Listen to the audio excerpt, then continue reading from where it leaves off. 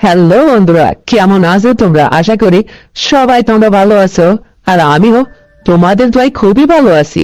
তো বন্ধুরা, আজকে তোমাদের সাথে দারুণ একটা ইন্টারেস্টিং গল্প শেয়ার করতে চলেছি বন্ধুরা, যেটা গল্পের প্রথম টাইটেল হচ্ছে মা এবং ছেলের মধ্যে কেমন কি ঘটে গেছিল ওর বাবা বেঁচে না থাকাই। এটা আজকে তোমাদের মাঝে শেয়ার করতে চলেছি। তো গল্পটা ভারী ইন্টারেস্টিং হতে চলেছে, একদম স্কিপ করে শুনবে না। যদি স্কিপ করে শোনো তাহলে কিন্তু একদম মজা পাবে না। তাই আমি তোমাদের সাজেস্ট করবো একদম শেষ অব্দি শোনো, তাহলে অনেক মজা লাগবে বন্ধুরা। তো চলো শুরু করা যাক আজকের সেই মা এবং ছেলের সেই করুণ কাহিনীটা। তো বন্ধুরা, আমার নাম অরুণা। আমার বিয়ে শাদী হওয়ার পরে আমার সন্তানরা যখন ঠিক বড় হয়ে গেল, তখন আমার স্বামীও চলে গেল। আমার স্বামী ডিসি অফিসে এডিএম এর পিয়নের চাকরি করত। তো আমার স্বামী মারা যাওয়ার পরে একটা টাকাও আমরা পেতাম। সেই টাকা দিয়ে মা এবং ছেলে একরকম ভাবে জীবনযাপন করতে থাকলাম। এদিকে আমাকে বিয়ে শাদী দেওয়ার পরে আমার বাবা মা তার একটা সময় দুজনেই চলে গেছে আমাকে ছেড়ে। আমার যেন দুনিয়াতে কেউ নেই, আমার আর ভাবনও নেই, আমি একদম একলা। এদিকে আমার বিয়ের পরে আমার একটা সন্তান হওয়ার পরে আমার স্বামীটা ঠিক চাকরির 10 বছর বয়সে সেও চলে গেল। বাঁচলাম আমার ছেলে আর আমি। আমার ছেলেটা কলেজে পড়াশোনা করত। ছেলেটা বেশ বড় হয়ে গেল, সাবালক হয়ে উঠল। আমি তখন বুঝতে শিখলাম যে আমার ছেলের এই মুহূর্তে খুবই প্রয়োজন বিয়ে শাদী দেওয়া দরকার। আজকাল ছেলে পেলে নিজে ইচ্ছায় কখন কি ভুলভাল করলে বসে। তো এই চিন্তা করতে করতে হঠাৎ করে আমার ছেলের একদিন বলে উঠলাম যে আরে গোকা, তোকে তো বিয়ে শাদী দিতে হবে। তখন আমার ছেলে বলে যে এই সমস্ত চিন্তা ছেড়ে দাও তো মা, বারবার বিয়ে বিয়ে করো কেন? আমার বিয়ের বয়স হয়েছে এটা আমিও জানি, কিন্তু বিয়ে করতে আমার খুব বোরিং লাগে, ইচ্ছেই করে না বিয়ে শাদী করতে। চাকরি বাকরি না হলে কেমন করে বিয়ে করব? তখন আমি বললাম, হ্যাঁ রে খোকা, তোর বাবার পেনশনের টাকা তো কোন রকম তোরা আমার চলেই যাচ্ছে। তো অতদিনে লেখাপড়াও কর, বিয়ে শাদী কর, চাকরির খোঁজ খবর কর, তারপরে তুই চাকরি পেলে একটু ভালো হবে, কিন্তু বিয়ে শাদীটা সেরে নে। এভাবে সংসারে আর কতদিন আমি তোর সেবা যত্ন করবো? কে কার কথা শুনে? ও যেন আমার কথা সহ্যই করতে পারে না, আমার কাছ থেকে বিয়ের কথা বললে উঠে চলে যায়। তারপরে এভাবে চলতে চলতে একদিন রাত্রিরে আমাকে সে ডেকে বলতেছে, শোনো মা, তুমি যে আমাকে বিয়ে বিয়ে করো, আসলে আমার বিয়ে করতে ইচ্ছা করে না কেন জানো? তখন আমি বললাম যে কেন? তখন ও আমাকে হাসতে করে কাছে এগিয়ে এসে বলতেছে, যদি আমি তোমাকে বলি তুমি এবার আমাকে রাগ করবে না তো? তখন আমি বললাম যে না না, তোকে রাগ করবো কেন? তুই আর আমি তো এই বাড়ির মধ্যে বাস করি, আর দেখ না, তুই আমার একটাই ছেলে, আর তো আমার কোনো সন্তান আদেও নেই, স্বামীও নেই, আবার আমিও যে বুড়ো হয়ে গেছি তা তো না। কিন্তু তোকে নিয়ে এইভাবে পড়ে থাকি, তুই এখন বড় হয়ে গেছিস, মানুষ কটু কথা কি কবে না কবে, এই জন্য বলি কি একটা বিয়ে শাদী কর। তুই তো আমার কথাই শুনিস না, তো তুই কি বলতে চাইছিস বল? তখন ও আমারে বলে, তোমারে আমার খুব ভালো লাগে। তখন আমি বললাম যে কি? হ্যাঁ আমি তোর মা, আমাকে তো তোর ভালো লাগতেই পারে, আমাকে তো তোর ভালো লাগতে হবে, কারণ আমি তোর মা না? আমাকে ভালো ভালো লাগলে ভালোবাসবি, সারা জীবন কাছে রাখবি, আমার সেবারতা করবি, এটাই তো তোর কাজ। তখন ও আমাকে বলে, না না এটা তো বটেই, তবুও এক্সট্রা আরো ভালো লাগে বেশি। তখন আমি চিন্তা করলাম, খোকা তো বড় হয়েছে, আসলে মনের ভাব সাপটা কি বলতে চাইছে। তখন খোকারে আমি বললাম, আচ্ছা এক্সট্রা কেমন কি ভালোবাসা রে, কি প্রেম জমেছে তোর মায়ের প্রতি তোর মনের মধ্যে, একটু বুঝিয়ে বলতো। তখন ও আমারে বলে, মা শোনো, তোমার এই কমল ঠোঁট দুটা, এই মায়াবী চেহারা, আর এই যে মেঘযুক্ত কমর, নাদুস নুদুস এত সুন্দর পায়ের মাথা অব্দি দেখলে না আমার পরানটা জুড়িয়ে যায়। এই জন্য কখনো ইচ্ছে করে না যে আমি পরের মেয়েকে ঘরে নিয়ে এসে সংসার করব। তোমাকে আমার ভীষণ ভালো লাগে মা, জানো? কি করে যে তোমাকে ওই কথাটা বলে। তখন আমি বললাম, হ্যাঁ রে খোকা, কোন কথাটা বলবি? এত কথা বলতে সে মাঝখানে আবার কোন কথাটা মনের মধ্যে আটকে আছে, এটা পরিষ্কার করে বলতো, আমাকে ক্লিয়ার করে বল কি হয়েছে। তখন ও আমাকে বলে, কি হয়েছে মানে তুমি জানো না? আমি এখন বড় হয়েছি, আর তোমার কষ্ট আর আমি কতকাল এভাবে দেখবো? তোমার কষ্ট, তুমি কষ্টে থাকো এটা আমি চাই না মা।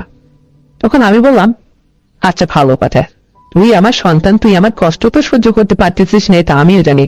কিন্তু আমার কোন কষ্ট? আমি হাতে কষ্ট করছি না, কাপড়ে কষ্ট করছি না, টাকা পয়সায় কোনো কিছুতে না, আমার তো সবই একরকম চলে যাচ্ছে। তোর বাবার পেনশনের টাকায় সুন্দরভাবে তোর আর আমার লাইফটা চলে যাচ্ছে, তাহলে কষ্টটা কোথায়? কিসের কথা বলছিস তুই? হ্যাঁ রে খোকা। তখন ও আমাকে বলে, না মা, তুমি আসলে যেটা ভাবছো সেটা না, তুমি আসল কথাটা বলছোই না। তখন আমি বললাম, আচ্ছা আসল তো কোন কথাটা? এত ইনিয়ে বিনিয়ে না বলে খুব টাস করে বলে দে তো গোড়ার ডিম, আমার এই সমস্ত পেঁচানো কথা ভালো লাগে না। এই কথা বলে মানে আমি একটু ঘুমটা দিলাম যে ওর মদ খাওয়ার জন্য কেমন লাগতেছে। তখন খোকা আমারে বলে, মা তোমারে আমার খুব ভীষণ আদর করতে ইচ্ছে করছে, দেখি কাছে আগায় আসো তো। এই কথা বলে খোকা আমার এক টানে, এক ঝটকা টান দিয়ে ওর বুকের মধ্যে আমাদের জড়িয়ে ধরলো, ধরে আমার ঠোঁট মুখের মধ্যে দিয়ে খাইতে লাগলো, মানে কপালে কিস করে বুকের মধ্যে আঁকতে ধরে রাখলো, যেন ছেলে আমারে খুব ভালোবাসতে লাগলো। মাকে এভাবে আর কখনোই ও ভালোবাসেনি। আমি ওর ভাবসাব দেখে মানে চুপ করে আছি, দেখি পোলা আমার কি করে আজকে। ও বাবা, এরকম করতে করতে খিসবিস করে এক পর্যায়ে সে আমার কানের কাছে মুখ দিয়ে বলে, মা শোনো, তুমি যদি আমার কথা রাখো তাহলে আমি তোমাকে কথাটা বলতে পারি। তখন আমি আসলে ওর ওই আদরের ছোঁয়া, ওই রকম ভালোবাসায় আমি একটু মুগ্ধ হয়ে গেছি। আমি কেমন যেন আমার লাগতেছিল, আমি দারুণ বিষণ্ণতার সাথে ওকে বললাম, আচ্ছা খোকা তুই বল তো কি বলতে চাইছিস? তখন ও আমারে বলে, আজকে থেকে কিন্তু তুমি আর আমি এই রুমে ঘুমাবো। তুমি জানো না মা, আমি একলা শুইলে আমার বোবাই দেয়, আমি ঘুমাইতে পারি রাত্রে, আমাও করে আমার গায়ে কেউ টাচ না করলে আমি ঠিক হইতে পারি না। কেন তুমি আমার ওই রুমে রাখো? এখন তো আর বাবাও নেই, কেউ নেই। আর তোমার এই কুমারী বয়সী এই যৌবনবর্তী এরকম টস্টাকার যৌবন, একটা যৌবনবর্তী একটা মেয়ে, তুমি জীবনে বিয়ে শাদী করলেন না, আবার এইভাবে পড়ে থাকলে তুমি। আর তোমারে দেখে আমি তো এখন বড় হয়েছি, আমার তো একদম ভালো লাগে না, বুঝো না কেন এটা?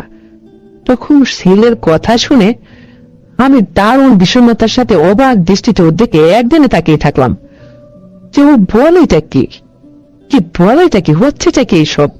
আদেও কি তা সম্ভব? নিজের বিবেকের কাছে প্রশ্ন করতেছি। তারপরে না, তখন আমি খোকারে বললাম, ভাই তোরে এত হাসপাতাল দিয়েছে তাকে, তুই এই সমস্ত কথা আমার বলতিস, তোর মুখে কথা বাঁধলো না? এই সমস্ত কথা বলতে তোর আটকায় না একদম? আমি আর তোর মা তোকে কোলে পিঠে করি এত বড় করে মানুষ করছি, তুই আজ কলেজে পড়াশোনা করছিস, ও বড্ড যুবক হয়ে গেছিস, বড় হয়ে গেছিস না? তখন খোকা আমারে বলে, তুমি আমার যতই শাসন বারণ করো বা তুমি যতই আমাকে শাসাও, কিন্তু এটা তোমার মুখের কথা। কিন্তু মা, ওই যে তোমাকে যেভাবে বুকের মধ্যে আলগে রাখিছিলাম, ওইটা পেয়ে তুমি অনেক খুশি হয়েছো, এটা হচ্ছে তোমার মনের কথা, সেটা তুমি কিন্তু আদৌ আমার কাছে প্রকাশ করছো না, এটা আমি জানি মা। কি ঠিক বলিনি? তখন আমি বললাম, হ্যাঁ রে খোকা, আসলে তোর বাবা আজ মারা গেছে কতটা বছর, আমি নিজের সতীত্ব বজায় রেখে তোকে লালন পালন করে বড় করতেছি। তোর বাবার পেনশনের টাকা যদি হাতে না থাকতো তাহলে তোর চিন্তা মনে করা হতো না, তোকে নিয়ে হোক আর যেভাবেই হোক বিয়ে শাদীর চিন্তা ভাবনা একটা করতেই হতো, কারণ তোর নানা নানু তো বেঁচে নেই, অর্থাৎ আমার বাবা মা তারাও তো বেঁচে নেই, আমি উঠতাম কোথায় যাই বল, কি করতাম? তখন খোকা আমারে বলে, হ্যাঁ মা সেটা তো জানি, তুমি সবকিছু বিসর্জন দিচ্ছ শুধু আমার কারণে। আরে বাবার পেনশনের টাকা আছে বিদায় আমারে তুমি একদম আনন্দ সহিত এতদূর লেখাপড়া করে আগায় নিয়ে আসছো, এটা তো বুঝি, কিন্তু আমি তো এখন বড় হয়েছি, এই জন্য তো বলতেছি তোমার দায়িত্বটা তো আমি এখন নিয়ে নেব। তো শুধু কি তোমার ভরণ পোষণ, কাপড় চোপড়, খাওয়া দাওয়ার দায়িত্ব নিলেই আমার চলবে? তোমার আনুষঙ্গিক এভরিথিং সমস্ত দায়িত্বটি আমি নিতে চাই, কথাটা কি বুঝতে পারছো? তখন আমি বললাম, হ্যাঁ রে খোকা, আমি তো সব বুঝতে পারি, আসলে তুই যে এতক্ষণ ধরে আমার কি বুঝাইতে চাইছিস এটা আমি ক্লিয়ার বুঝে গেছি, আমার আর বুঝাইতে হবে না।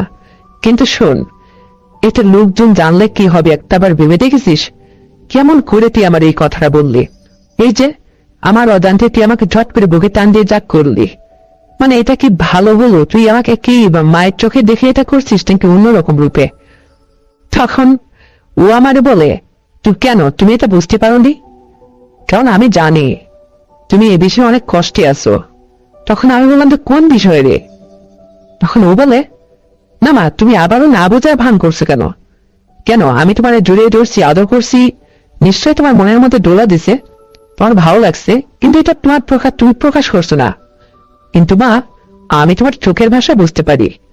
তোমার মন অনেক কিছু চাইছে, কিন্তু তুমিও লজ্জায় পড়ে আছো।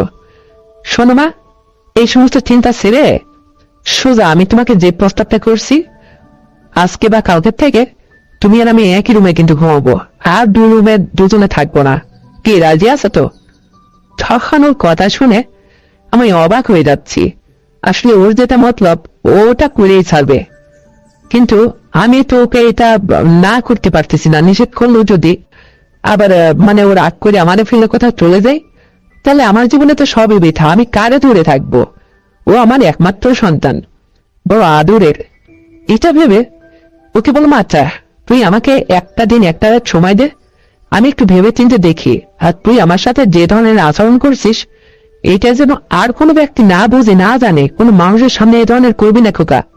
তখন ও বললো, ঠিক আছে মা, তুমি যেটা বলছো তোমাকে আমি সময় দিলাম। আর আমি কি এতই পাগল যে আমি মানুষের সামনে তোমার সাথে এই ধরনের কথা বলা, আলাপ আলোচনা করবো বা এই ধরনের ব্যবহার আচার করবো? তুমি এই নিয়ে চিন্তা করো না। কিন্তু আমি তোমাকে যেটা বললাম এটা তোমার মাথায় রাখো। ঠিক কালকে সন্ধ্যায় আমি তোমাকে কিন্তু জিজ্ঞেস করব। তারপরে বন্ধুরা খাওয়া দাওয়া করে ও শুয়ে পড়লো। আমি আমার রুমে আবারও সেপারেট হয়ে শুয়ে পড়লাম।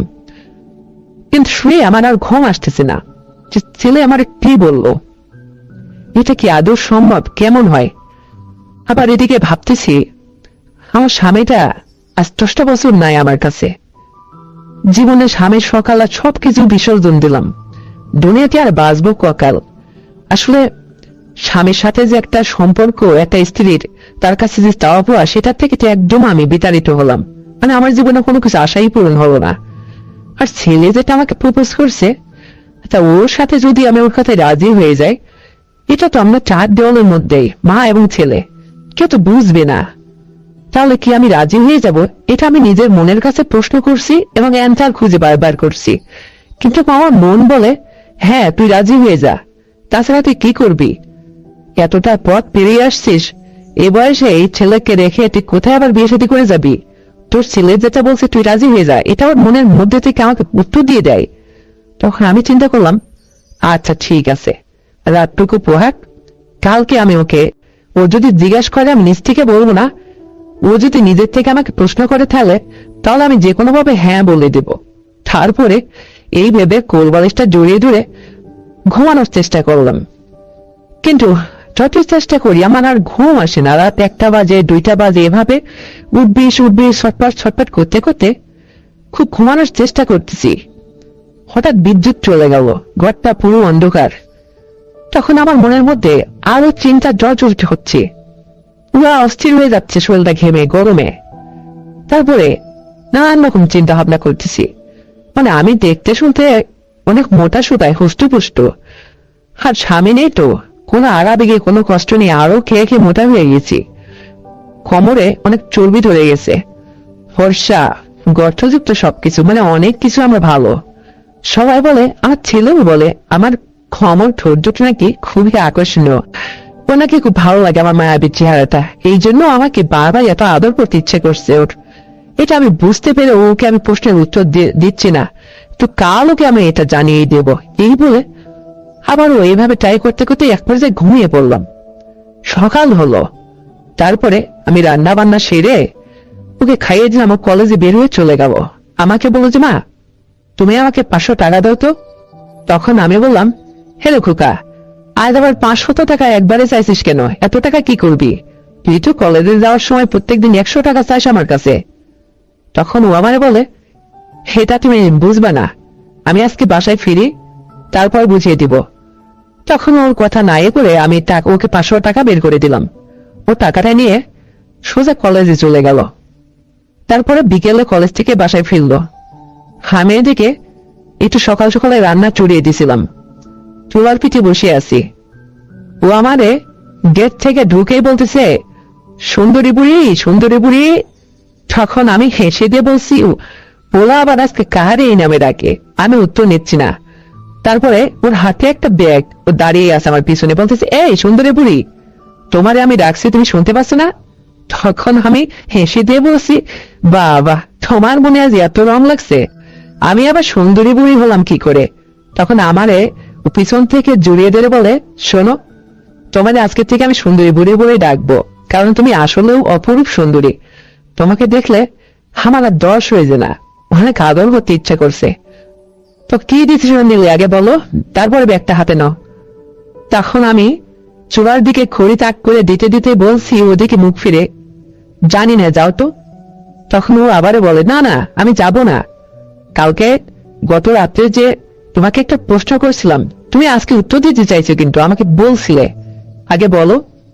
তখন আমি আবারও মাথায় নিচু করে বললাম, হ্যাঁ যাও, হয়েছে তো। এই কথা বলার পরে খোকা যেন পিছন থেকে আমার উঠে বলতেছে, আচ্ছা সুন্দরী বুড়ি, বুঝতে পারছি তুমি রাজি হয়ে গেছো, লোক কে শোনা আমার, এদিকে আসো। তখন আমি লজ্জায় আমি যেন নতুন করে আজকে ওর দিকে তাকাইতে শুরু করলাম। ওর দিকে মুখ ফিরে দেখি ওর হাতে একটা ব্যাগ, কিছু একটা আনছো ব্যাগের মধ্যে। তখন আমি বললাম, এটার মধ্যে কি আনছো? তখন ও আমারে হাতে ধরিয়ে দিয়ে বলে যে এটা আমি যা কিছু আনছি এটা আজকে নিজে পরিধান করে আমার সামনে আসবে, আমাকে দেখাবে। তো আমি তখন বললাম, এটা কখন দেখবে তুমি?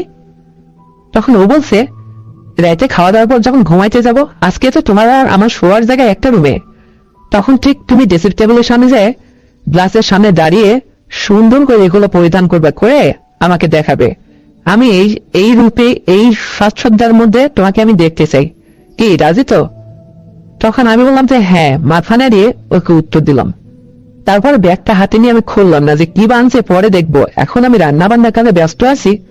যাই হোক, আমি ব্যাগটা ঘরে রেখে দিয়ে আসলাম।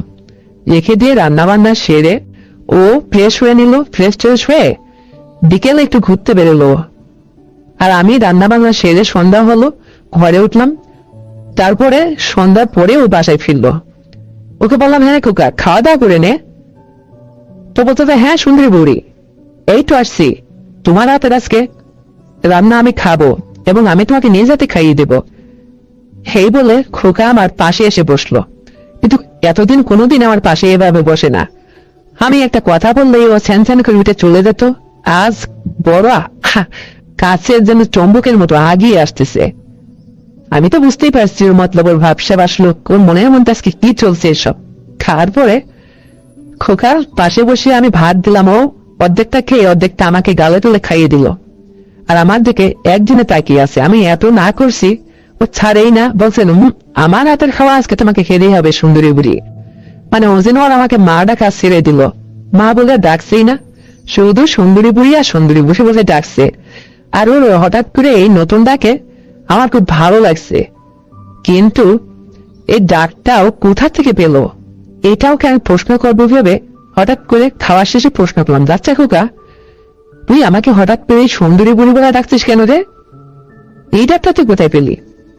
তখন ও আমাকে বলে, মা শোনো, আমি যখন ছোট ছিলাম, বাবা এভাবে অফিস থেকে ফেরার পথে ব্যাগের মধ্যে অনেক ফল মূল খাওয়া দাওয়া এগুলা নিয়ে এসে গেট থেকে তোমাকে সুন্দরী বুড়ি বলে সুন্দরী বুড়ি বলে ডাকছে।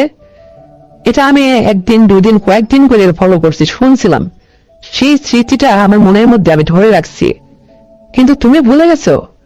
তখন আমি বললাম যে ও মাই গড, হ্যাঁ হ্যাঁ, তোর বাবা তোমাকে এইভাবে ডাকতো, কিন্তু আমার তো এটা মনেই নেই রে বাবা।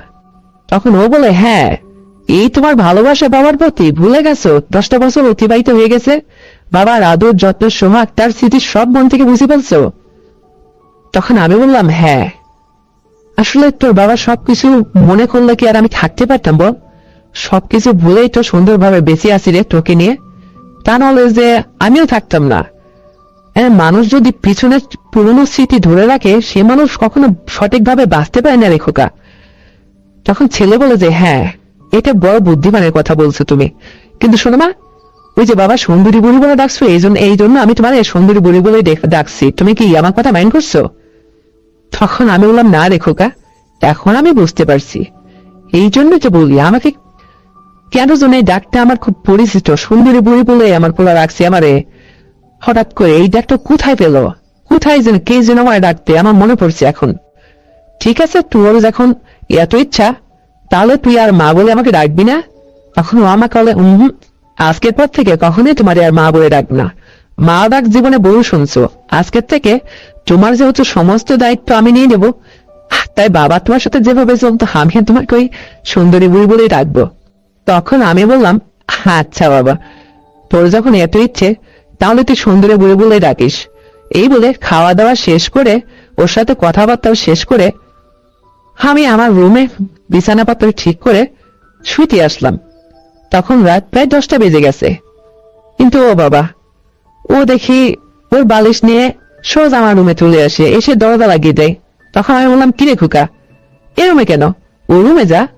তখন ও বলে, তুমি কিন্তু আমার উত্তর দিয়ে দিছো।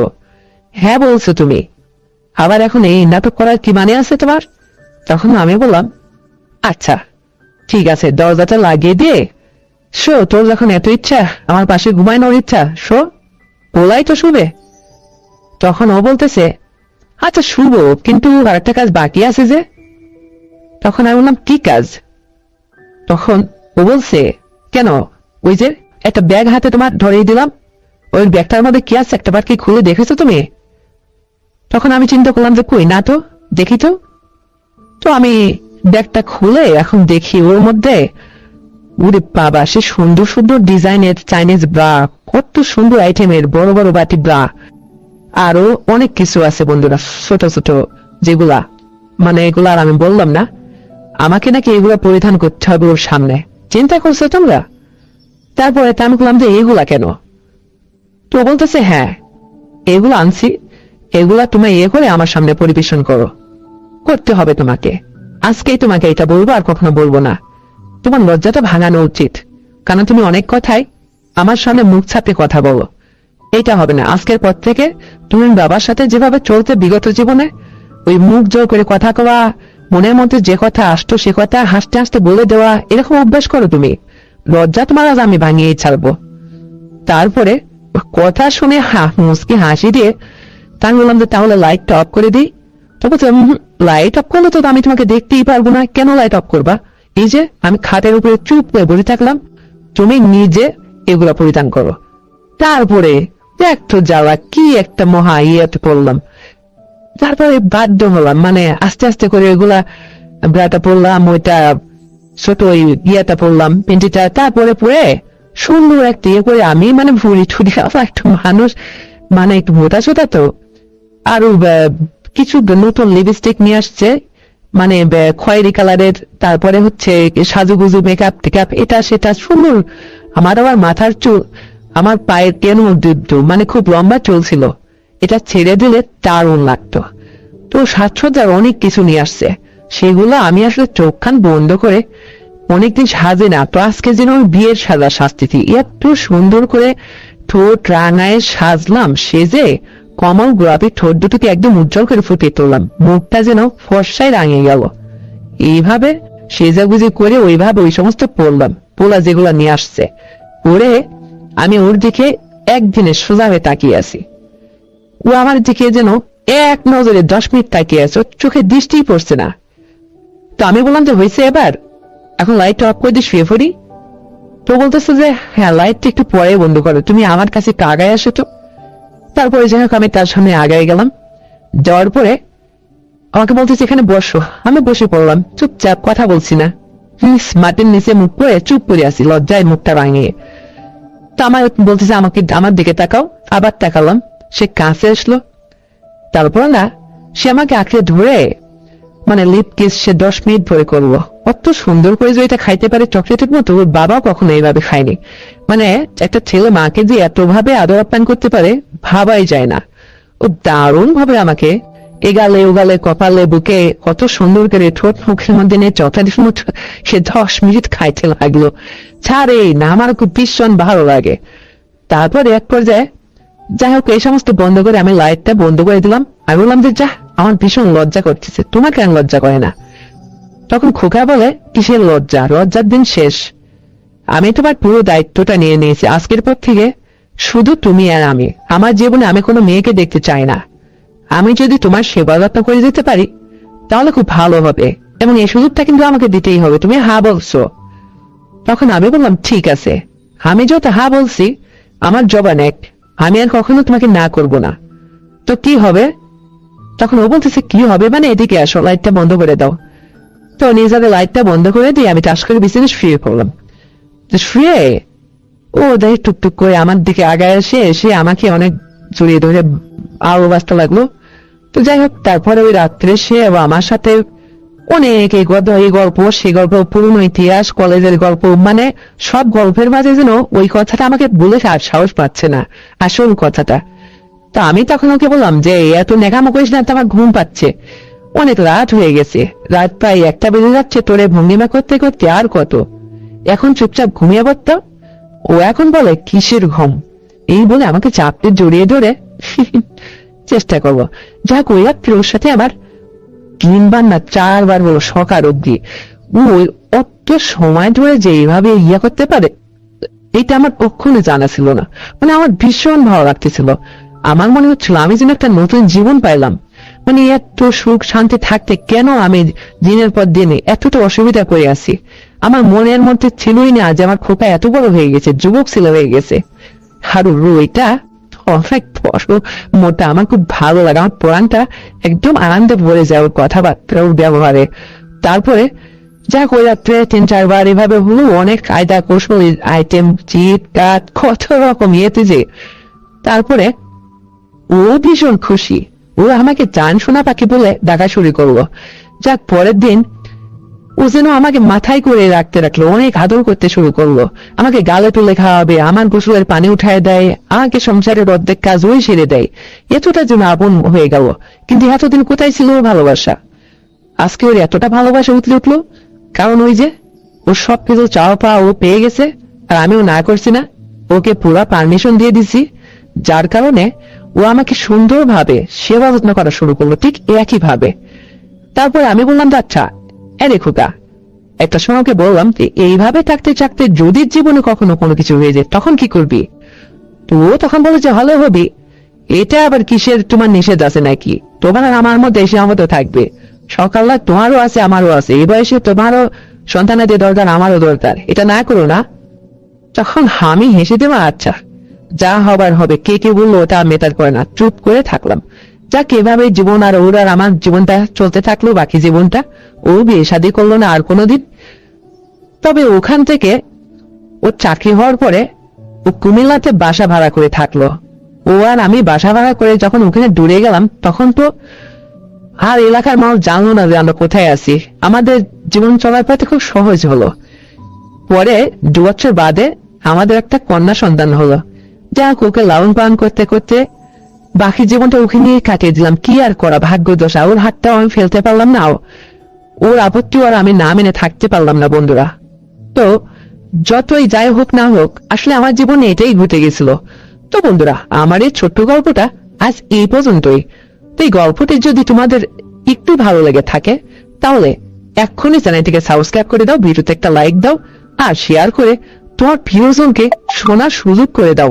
আর হ্যাঁ বন্ধুরা, আগামীকাল আরো সুন্দর গল্প নিয়ে আসছি। ততক্ষণে সবাই তোমরা ভালো থাকবে, নিজের যত্ন নেবে, পরিবারে খেয়াল রাখবে, আর তোমার ছোট্ট সন্তানকে নিয়মিত স্কুলে পাঠাবে।